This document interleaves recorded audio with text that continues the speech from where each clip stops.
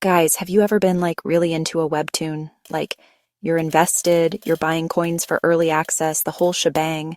Then bam, the female lead does something so mind-blowingly ridiculous, so absolutely bonkers, that you just have to stare at your phone like, what in the world was she thinking?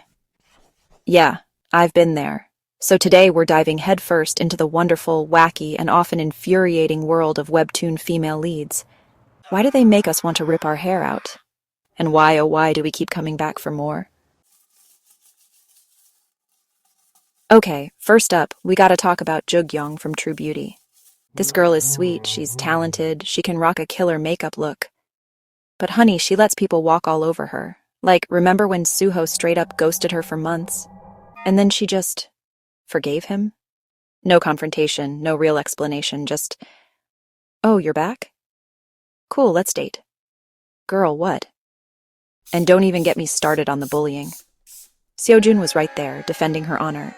And Jugyoung's over here like, maybe if I'm just nice enough, they'll stop throwing food at me. Look, I get it. High school is rough. But Jugyoung takes turning the other cheek to a whole new level. It's frustrating, it's unrealistic, and honestly, it's a little concerning.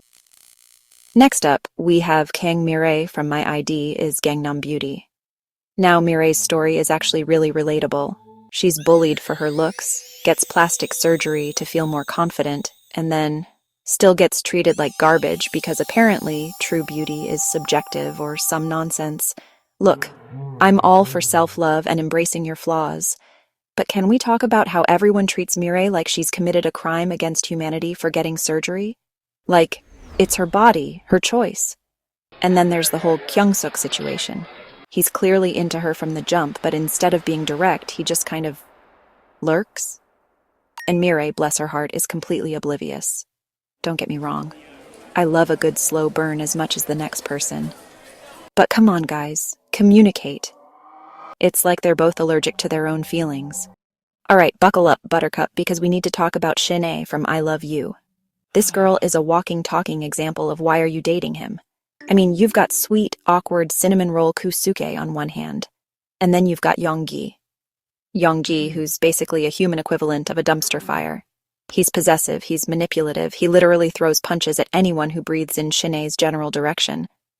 And yet, for some reason, she's drawn to him. Look, I get it. Bad boys are hot. There's something alluring about the whole fixing him fantasy. But Yonggi, he's not just a bad boy, he's straight up toxic. And the worst part? Shin-ae knows it. She sees the red flags. She acknowledges how unhealthy their dynamic is. And yet she stays. It's like watching a car crash in slow motion and you just want to yell, "Girl, run!" But does she listen? Of course not. Okay, let's talk about Edna from Light and Shadow. Because this one is a whole different breed of confusing. She's forced into a marriage with Duke Eli, a dude who's basically the poster boy for toxic masculinity. He's cold, he's arrogant, he insults her constantly. And yet somehow their relationship is supposed to be romantic? I mean, I'm all for a good enemies to lovers arc, but there's a fine line between banter and straight-up emotional abuse. And Eli, my dude, you are way over the line. But here's the kicker, for some reason, it works.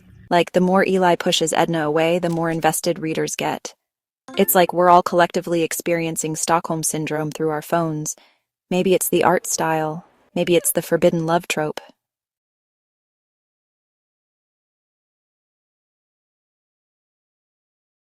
Whatever the reason, Light and Shadow proves that sometimes the most dysfunctional relationships are also the most addictive.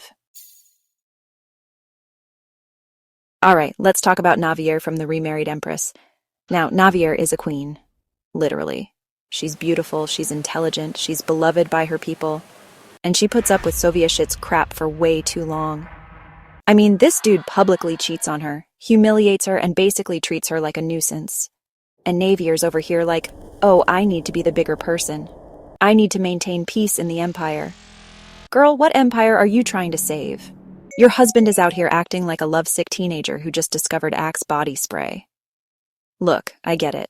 Divorce is messy, especially when you're royalty. But there's a point where enough is enough. And Navier crosses that line about 1,000,000 chapters ago. Thank goodness she finally files for divorce, though. That was a glorious moment.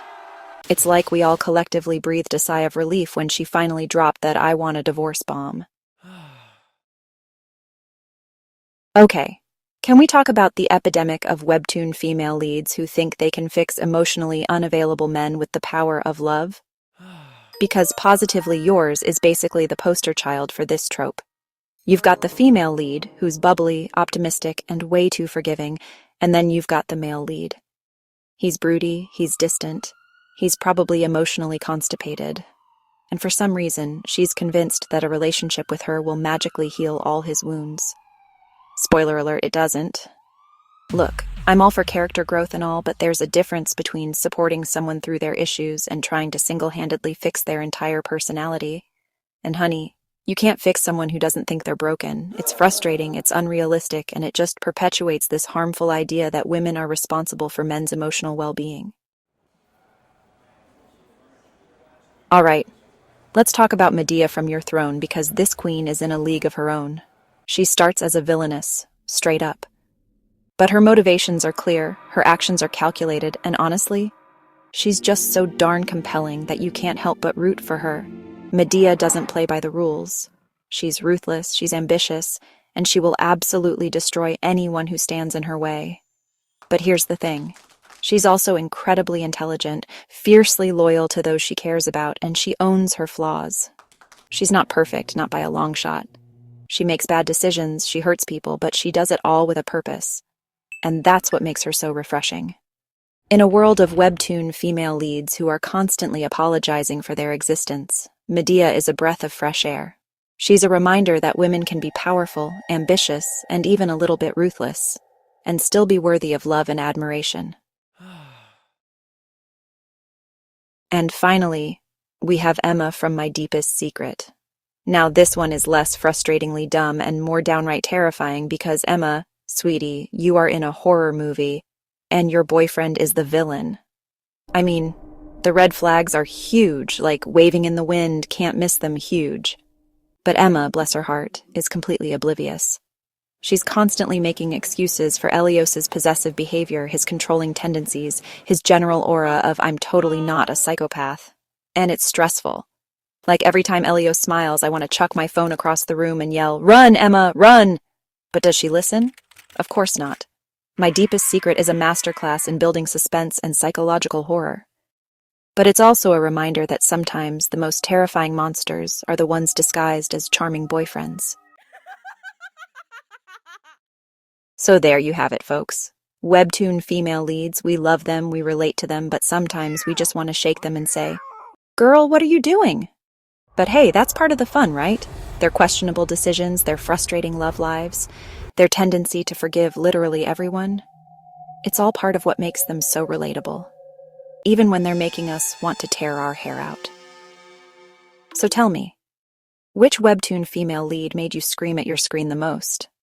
Was it Jugyong's endless forgiveness, Navier's patience of a saint, or Emma's complete inability to see red flags? Drop your trauma in the comments below. Let's have a therapy session.